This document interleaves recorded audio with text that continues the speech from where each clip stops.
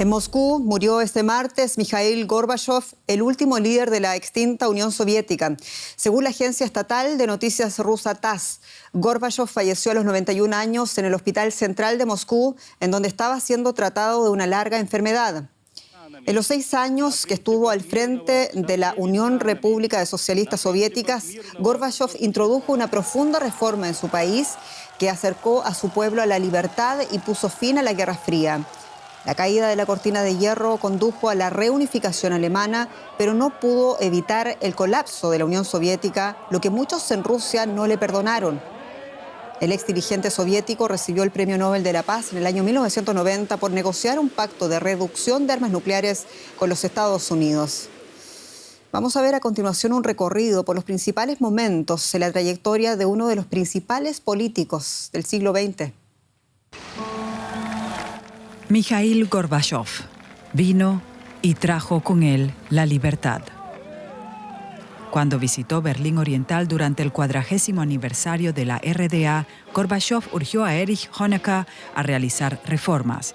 Advirtió al líder de la Alemania Oriental que la vida castiga a quienes llegan tarde. Un mes después de su visita, cayó el muro de Berlín y con él la cortina de hierro que dividió a Europa durante décadas.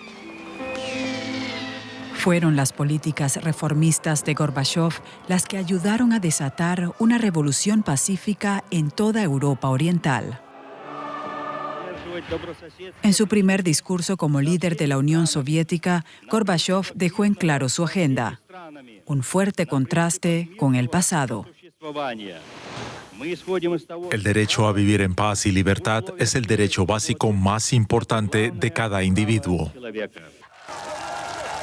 Gorbachov quiso transformar la Unión Soviética, acercarla a la gente. Promovió la glasnost, la transparencia, y la perestroika, la reestructuración, 2 palabras que estarán asociadas a él para siempre. Su nueva visión fue muy popular.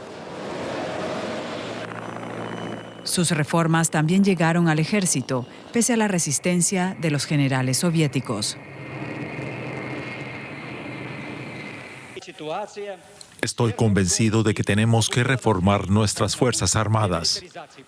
Tenemos demasiadas armas. Tenemos que buscar el diálogo con otras superpotencias y reducir nuestro armamento hasta un tamaño razonable. Como resultado de este diálogo, Gorbachov y el presidente Reagan firmaron en 1987 el primero de muchos tratados de desarme. Fue el inicio del fin de la Guerra Fría.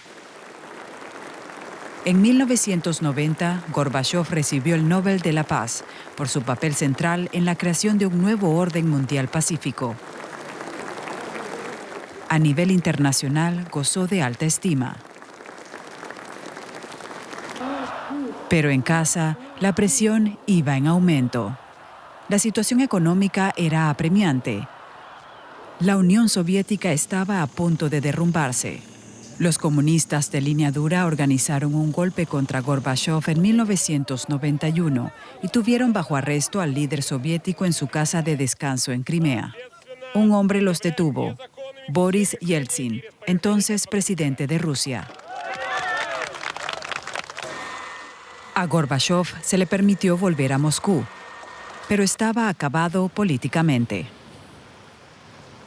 Yeltsin prohibió el Partido Comunista y humilló públicamente a Gorbachov. Poco tiempo después se disolvió la Unión Soviética.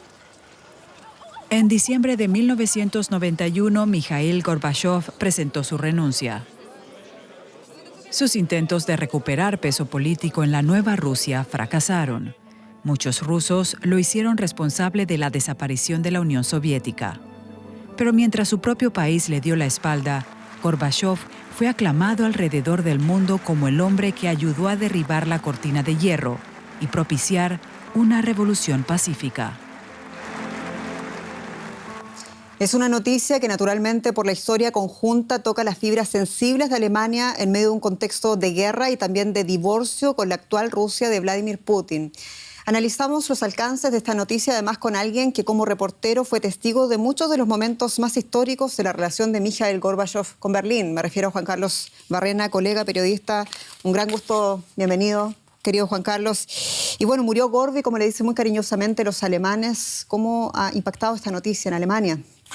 Ha pillado muy tarde, se ha producido la noticia bastante tarde, pero de todos modos ha habido unas primeras reacciones, sobre todo de políticos de segunda fila, verdes, pero también el líder de la Unión Democristiana, y todos han comentado que es una pérdida trágica, tanto para Alemania como para el resto del mundo, porque ha sido una figura histórica que ha facilitado, sobre todo en el caso de este país, una reunificación en la que mucha gente no creía en aquel momento, ¿no?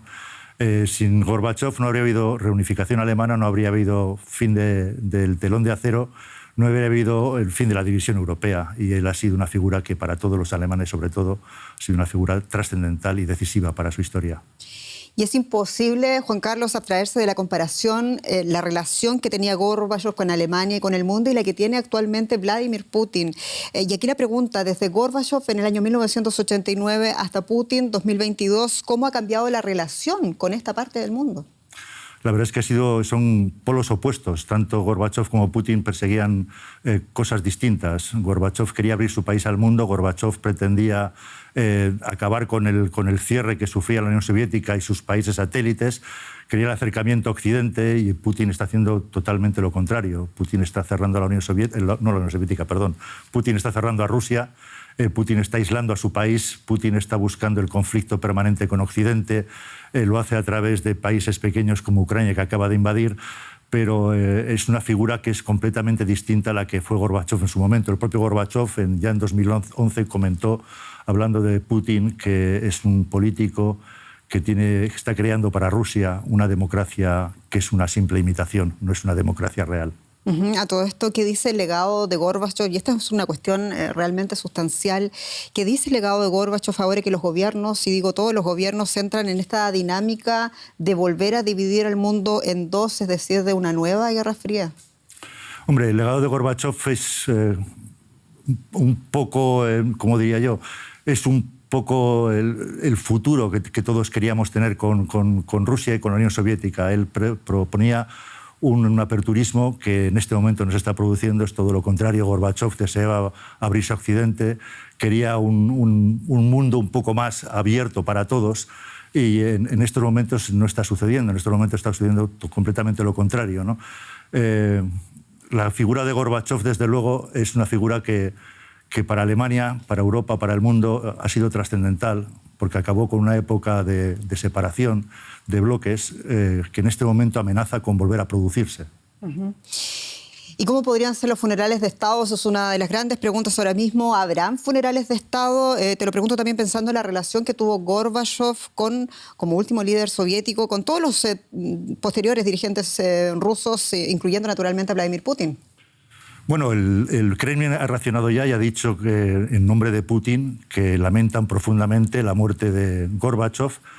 Nos desconocemos qué planes tienen en Moscú para unos funerales en honor de Gorbachov. Es posible que haya unos funerales de Estado, no lo sabremos seguramente hasta que se pronuncie en el Kremlin, pero no creo que puedan pasar página como si fuera un personaje sin trascendencia para la historia de su propio país, aunque haya sido un personaje denostado en Rusia y aunque haya sido un personaje al que la mayoría de los rusos seguramente no tienen el aprecio que puedan tener, quizás en estos momentos, por el presidente que tienen ahora.